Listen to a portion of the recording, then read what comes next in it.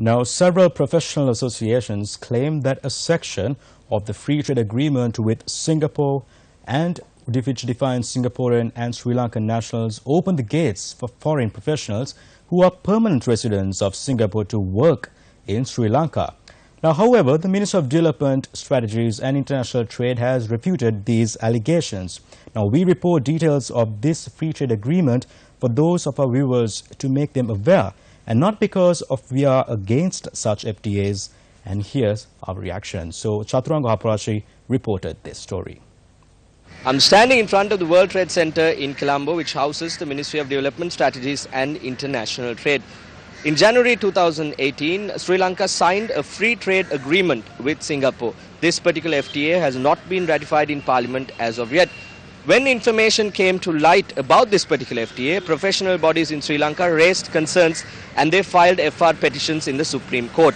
We are going to highlight one such issue today. According to Chapter 1 of the Singapore-Sri Lanka Free Trade Agreement, with respect to the Republic of Singapore, national means any person who is a citizen of Singapore within the meaning of its constitution and its domestic laws, or a permanent resident of Singapore within the meaning of its domestic laws.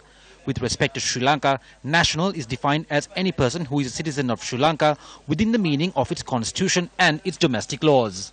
If we are going to an agreement with a country like Singapore, we do not say that it's bad, right? But what we are saying is the way that we have agreed is bad. So the way that they are working is wrong, and they are not collaborating with the professionals, and they are not responding to us, and they are doing everything in a hidden manner. But now we can see the agreement. They have opened this to everyone actually, because if you take the consider the national in the agreement, the national, yes. So it defines that any PR holder in Singapore as a national. Yeah. And you can apply for PR there if you are an entrepreneur or an investor. Any other nationality in the world can apply and get the PR.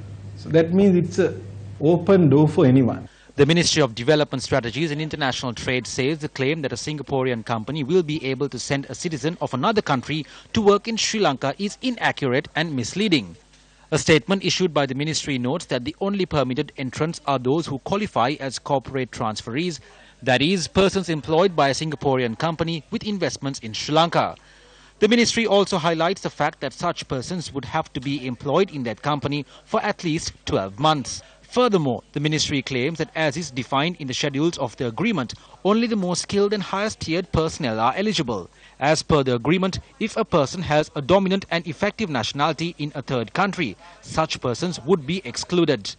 Therefore, the ministry says a Singaporean company cannot hire and send a citizen of another country to work in Sri Lanka. And as such, the number of permanent residence holders arriving in Sri Lanka is extremely limited, and entry will be tied to a corresponding investment in Sri Lanka, thereby benefiting the country as a whole. Construction industry liberalization, it is not for high-rise building or highly sophisticated. This liberalization has gone down to build single houses or two houses as well. So that much of a huge area has been liberalized, just seeking employment from other countries. And if you read the CPC classification, 201 is for the senior executives, senior managers and other people. And if you go for the 203, 4 and 5, 5 is for the drivers, laborers and the lower category people. So when you liberalize that kind of a huge labor market, if somebody says that it is allowed only for intercorporate transfers, that is completely cannot be accepted when this agreement says something else. The biggest issue is that government is not honest and they are playing. For example, that when we say that Singapore agreement is open for PR holders, Minister Malik Samaravikrama coming and says that only nationals of Singapore can come here. Technically it's true, but agreement clearly states that Singapore nationals means PR holders plus citizens. But for Sri Lanka it says citizens.